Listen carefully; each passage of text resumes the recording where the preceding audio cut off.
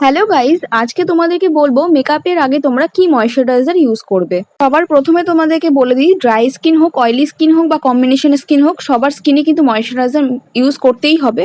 আর season ওয়াইজও কিন্তু moisturiser change হবে।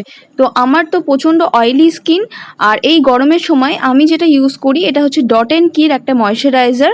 যাদের স্কিনে অনেক ব্রণের সমস্যা এবং প্রচন্ড অয়েলি স্কিন তারা কিন্তু এই ময়শ্চারাইজারটা ইউজ করতে পারো, শুধুমাত্র মেকআপের ক্ষেত্রে না, তোমরা বাড়িতেও ইউজ করতে পারো। আর যারা যারা মডেলের উপরে বা ক্লায়েন্টের উপরে একদম প্রফেশনাল মেকআপটা করতে চাইছো তাদের জন্য আমি বলবো, তোমরা যদি কিছু বুঝতে না পারো যে স্কিন টোনটা কেমন, তোমরা পিএসি অ্যাকোয়া ব্লাস্ট ময়শ্চারাইজারটা ইউজ করতে পারো গরমের দিনে। এছাড়াও কিন্তু তোমরা রিজনেবল প্রাইসের মধ্যে Ponds light gel, Nivea soft এগুলো কিন্তু ইউজ করতে পারো। উইন্টার সিজনের জন্য তোমরা এমব্রায়োলিসটা ইউজ করতে পারো প্রফেশনাল মেকআপের জন্য, আর তাছাড়াও কিন্তু বায়োটিকও ইউজ করতে পারো। আরও অনেক ভালো ভালো ময়শ্চারাইজার আছে যেগুলো এই শর্টসের মধ্যে দেখানো সম্ভব না, তো ভালো লাগলে